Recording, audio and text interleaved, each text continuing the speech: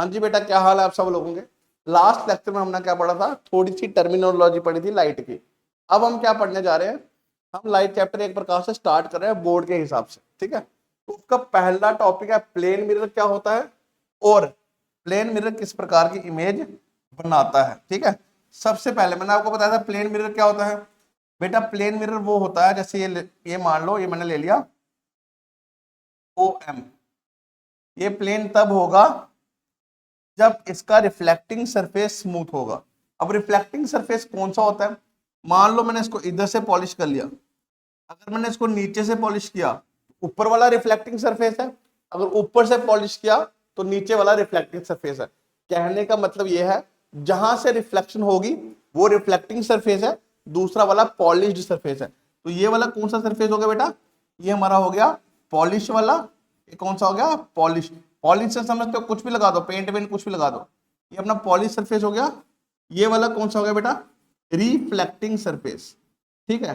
तो plane mirror वो होता है इसका एक सरफेस पॉलिश होता है, एक रिफ्लेक्टिंग होता है, और रिफ्लेक्टिंग वाला सरफेस जो है वो स्मूथ होता है, मतलब रफ नहीं होता है। मैंने बताया था जो सीधा ऐसे होगा वो स्मूथ सरफेस होगा, जो ऐसे ऐसे होगा वो आपका रफ सरफेस होगा। क्लियर हो गया प्लेन मिरर। अब इमेज कैसी बनाता है, कैरेक्टरिस्टिक्स क्या है इमेज बनाने के।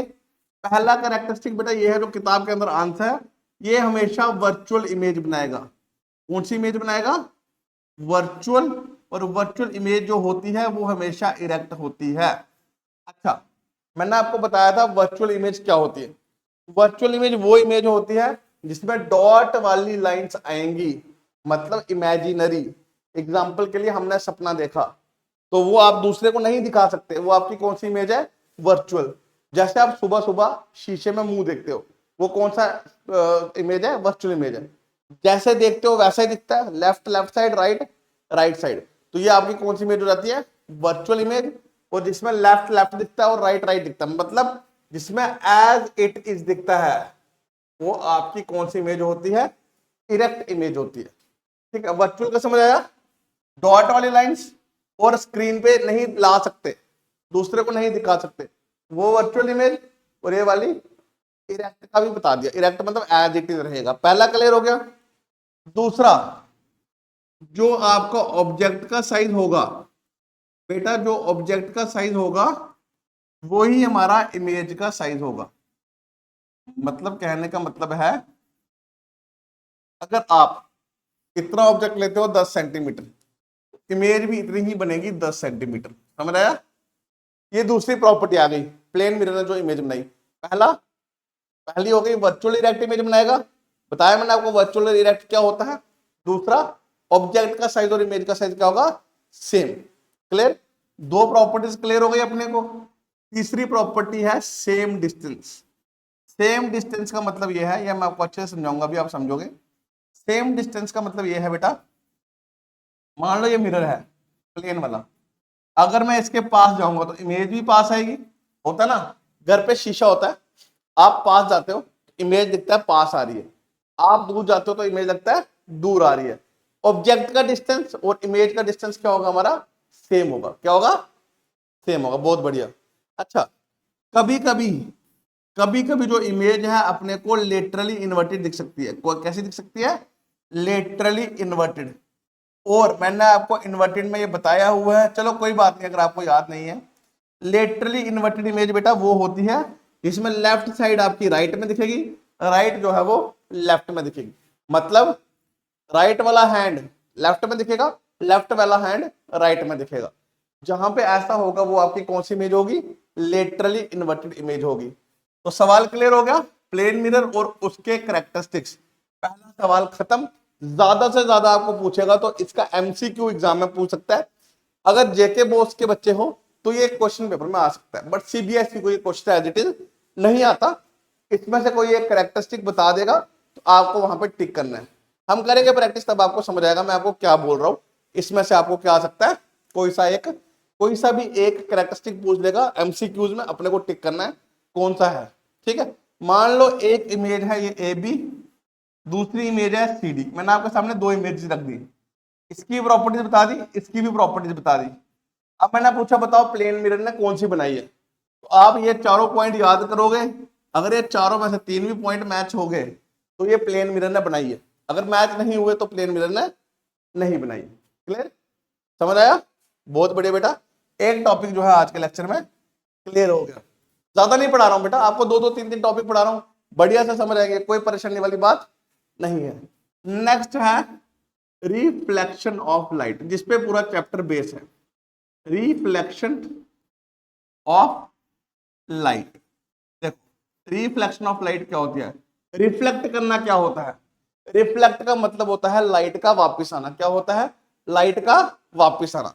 जैसे बचपन में हम क्या करते थे, लेजर लाइट मार्केट से खरीदी, एक बड़ा सा मिरर लिया, उस पे लेजर लाइट मारी, जब उस पे लेजर लाइट मारी आपने, आपको कहीं और दिखेगा उसका, है ना, डॉट कहीं और दिखेगा, इसका मतलब लाइट को उसने वापस भेजा।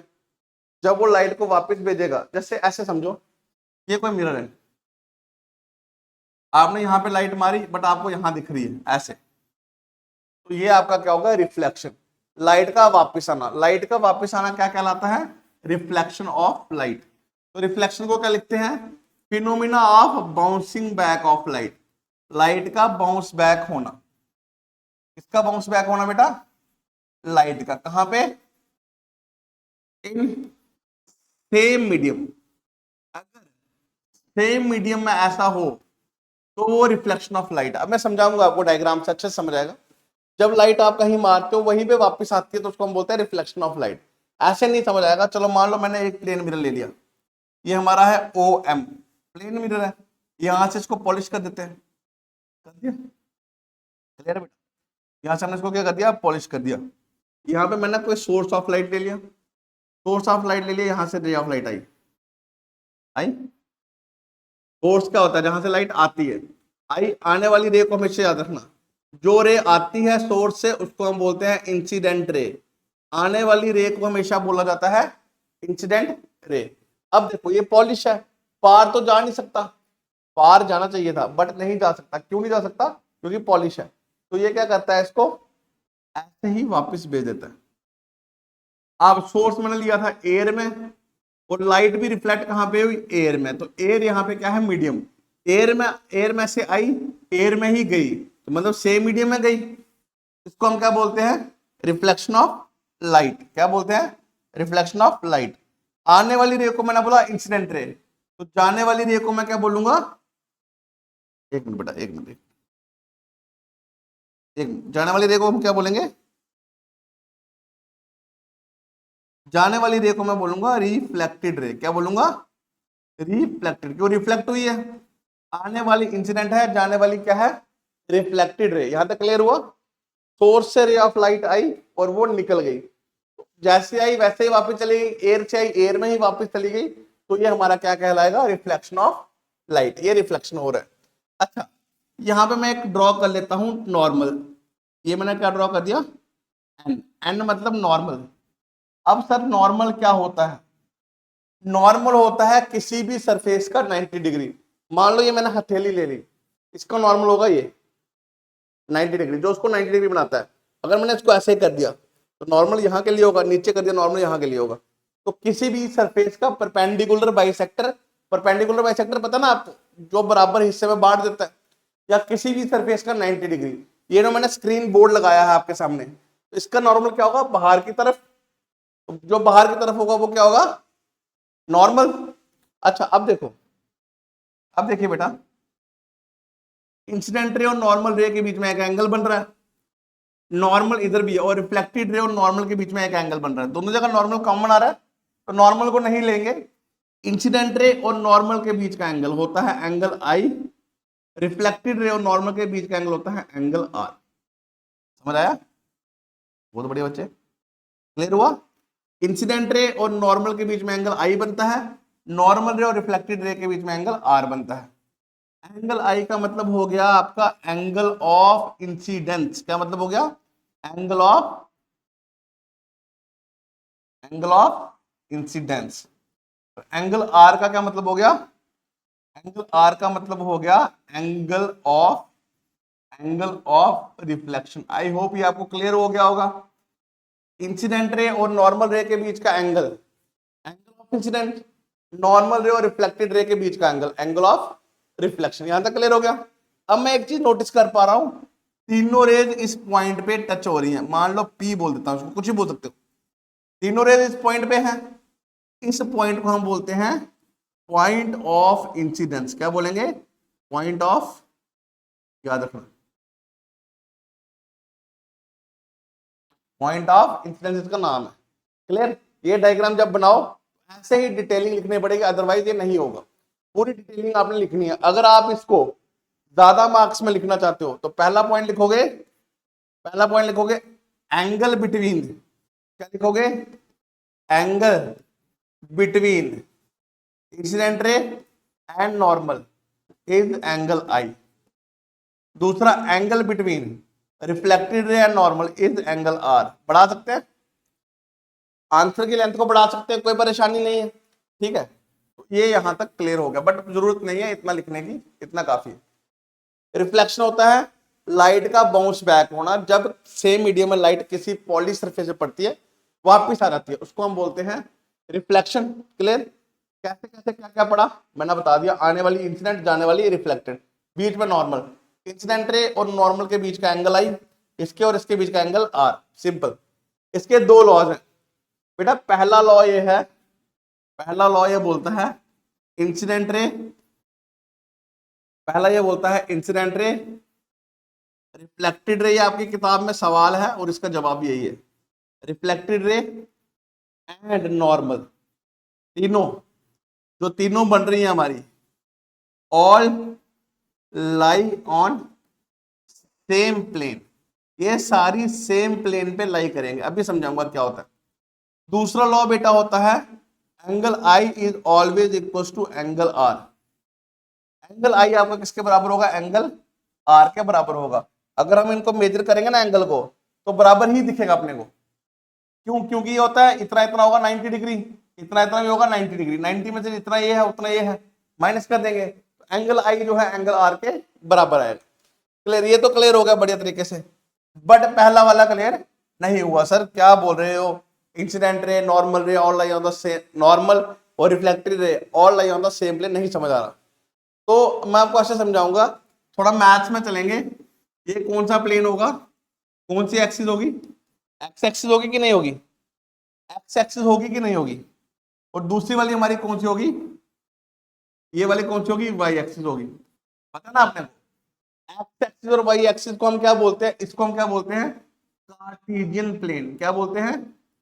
Cartesian plane. तो ये हमारा कौन सा प्लेन है? Cartesian plane. क्लियर? इस डायग्राम को उठा के इसमें डाल दो, देखना तो ऐसे ही बनेगी। सेम बनेगी, सेम बनेगी बेटा। इसको उठा के इसमें डाल दो तो सेम बनेगी। देख लो ना, ये और ये दोनों। मान लो मैं इसको बोलता हूँ ये इंसिडेंट है, ये रिफ्लेक्टेड है और ये नॉर्मल है, ऐसे बना। तो कहने का मतलब ये हो गया कि सर ये तो सेम है, मतलब ये एक्स और वाई एक्सिस पे लाई कर रही है, ये भी एक्स और वाई एक्सिस पे लाई कर रही है। कौन से प्लेन पे लाई कर रहे हैं सब? एक्स वाई प्लेन पे। इसका मतलब हो गया सारे जो है वो सेम प्लेन पे लाई करते हैं। दो सवाल हो गए। प्लेन मिरर क्या होता है और कैरेक्टरिस्टिक्स क्या है जो प्लेन मिरर इमेज बनाएगा उसके। कैरेक्टरिस्टिक्स मतलब प्रॉपर्टीज, कैसे पहचानूं कि प्लेन मिरर की इमेज है, वो मैंने आपको समझा दिया। दूसरा, रिफ्लेक्शन ऑफ लाइट क्या होता है और रिफ्लेक्शन के लॉज क्या है। रिफ्लेक्शन बता दिया, bouncing back of light in same medium. Laws दो हैं, दोनों हमने पढ़ लिए बढ़िया तरीके से। क्लियर है? इतना हो जाएगा। यहां तक कोई परेशानी नहीं होनी चाहिए, बिल्कुल भी नहीं होनी चाहिए बेटा। ठीक है, प्लेन मिरर हो गया और रिफ्लेक्शन हो गया। अब मैंने बताया था मिरर दो प्रकार के होते हैं। कितने प्रकार के होते हैं मिरर? कितने प्रकार के होते हैं बेटा मिरर? कितने प्रकार के होते हैं मिरर? याद करो। दो होते हैं। कौन कौन सा होता है? एक होता है प्लेन, दूसरा कौन सा होता है? स्फेरिकल। दूसरा कौन सा होता है? बहुत बढ़िया, कौन सा होता है बेटा? स्फेरिकल। प्लेन तो हो गया, प्लेन तो हो गया। स्फेरिकल में क्या होता है? और दो होते हैं, ये आपको पेपर में आता भी है। स्फेरिकल में दो होते हैं, एक होता है कॉनकेव, दूसरा होता है कॉन्वेक्स। एक होता है कॉनकेव, दूसरा क्या होता है?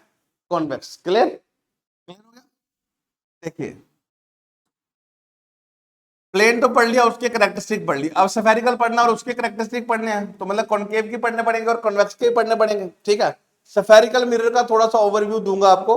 स्फेरिकल मिरर मतलब सफेद की शेप का, मान लो इस तरीके से होगा आपका स्फेरिकल मिरर। क्लियर, सही बन गया, गोल बन गया ना, बढ़िया। पढ़ लेना यार, 10वीं बड़ी जरूरी है आप लोगों के लिए। देखो बेटा, मैं तो कुछ एक्स्ट्रा नहीं पढ़ाता आप लोगों को, या ऐसा कुछ है, पढ़ना लिखना आपके बस का है, टीचर बस एक्सप्लेन करता है उस चीज को, है ना। सेम ही सब बच्चों को पढ़ाते हैं, कुछ ज्यादा अच्छे से पढ़ लेते हैं। यहाँ पे क्या होगा, अगर सफेद है तो यहाँ पे क्या होगा, सेंटर होगा। सेंटर होगा कि नहीं होगा, बिल्कुल होगा सर, सेंटर ही होगा। और क्या होगा, यहाँ पे इसका डायमीटर होगा और यहाँ पे इस साइड का डायमीटर होगा, है ना। मतलब स्फेरिकल का पूरा डायमीटर ये हुआ, तो पिंक वाला इसका रेडियस, दूसरा वाला इसका रेडियस। तो स्फेरिकल मिरर क्या होता है, स्फेरिकल मिरर बेसिकली पार्ट है एक हॉलो सफेयर का। क्या है, एक हॉलो सफेयर है। हॉलो सफेयर का मतलब होता है ये सफेयर जो है वो अंदर से पूरा खाली है, अंदर से पूरा क्या है, खाली है। जैसे बचपन में हमने क्रिकेट खेला होगा, जंपर की बॉल आती है, उसको काटो, बीच में से खाली होती है ना, तो वो सफेयर है। स्फेरिकल मिरर हॉलो सफेयर का पार्ट है। और एक बस बात है, पॉलिश्ड है एक साइड से, बट प्लेन मिरर की तरह नहीं है। प्लेन मिरर में क्या होता था, कहीं से भी पॉलिश कर दो, इसमें ऐसा नहीं होता। जहां से पॉलिश है वहीं से ही पॉलिश होगा, इधर उधर से पॉलिश इसको नहीं कर सकते। क्यों नहीं कर सकते बेटा, देखो ये अपना प्लेन मिरर था, अगर मैंने इसको इधर से पॉलिश किया रिजल्ट सेम मिलेगा, अगर मैंने इसको इधर से पॉलिश किया तब भी रिजल्ट सेम मिलेगा। कारण क्या है, कारण ये है कि ये स्मूथ सरफेस होता है, तो स्मूथ सरफेस में सेम प्रकार की रिफ्लेक्शन होती है। बट स्फेरिकल मिरर में ऐसा नहीं होता, अगर मैंने पॉलिश चेंज कर दिया तो इमेज के कैरेक्टरिस्टिक क्या हो जाएंगे, चेंज हो जाएंगे। अच्छा, अब मैं इसको डीपली स्टडी करना चाहता हूं, है ना, स्फेरिकल मिरर को अच्छे से पढ़ना चाहता हूं। बट बेटा मसला ये है, मसला ये है कि सर मैं इसको पढ़ ही नहीं पाऊंगा। चलो इसकी रे आई, इसने वापस भेज दी, मान लिया, बट यहां से ये रे को अंदर आने ही नहीं देगा, पॉलिश है। तो हमने इसको बीच में से क्या कर दिया, कट कर दिया। बीच में से क्या कर दिया, कट कर दिया। तो मैं इनको ड्रॉ करने जाऊंगा, ऐसे ड्रॉ होगा, देखने ध्यान से, ऐसे ड्रॉ होगा, एक ऐसे ड्रॉ होगा, दूसरा ऐसे ड्रॉ होगा, होगा कि नहीं होगा, होगा कि नहीं होगा। तो एक मिरर आउटर साइड से पॉलिश है, एक मिरर इनर साइड से पॉलिश है।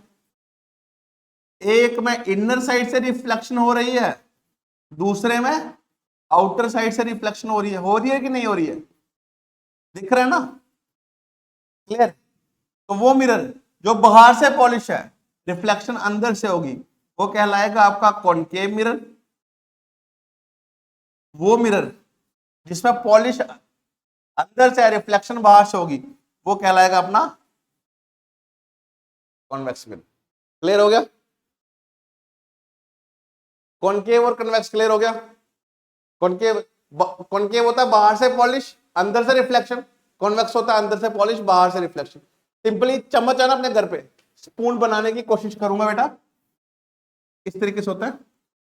जिस साइड से आप खा रहे हो वो आपका क्या है, कॉनकेव है, और दूसरा वाला सरफेस इसका क्या हो जाएगा, दूसरा वाला सरफेस इसका क्या हो जाएगा, कॉन्वेक्स हो जाएगा। क्लियर, फिलहाल इतना ही याद रखो आप कॉनकेव और कॉन्वेक्स के रिलेटेड। नेक्स्ट लेक्चर में हम कॉनकेव और कॉन्वेक्स को डिटेल में पढ़ेंगे, कुछ बेसिक टर्म्स पढ़ेंगे और इमेज फॉर्मेशन पढ़ेंगे। क्लियर है, ज्यादा लंबा लेक्चर नहीं बना रहा हूं बेटा, क्यों, लंबे लेक्चर बनाने से आपको जो डाउट्स ज्यादा हो जाएंगे, क्यों, और बोर भी हो जाओगे आधे घंटे एक घंटे के लेक्चर में। तो इसमें अगर आपको कोई डाउट है आप हमारी कमेंट सेक्शन में हमें बता सकते हो। क्लियर, थैंक यू बेटा, थैंक यू सो मच। मिलते हैं आपकी अगली क्लास में जिसमें हम बढ़ाएंगे कॉनकेव मिरर को थोड़ा डिटेल में।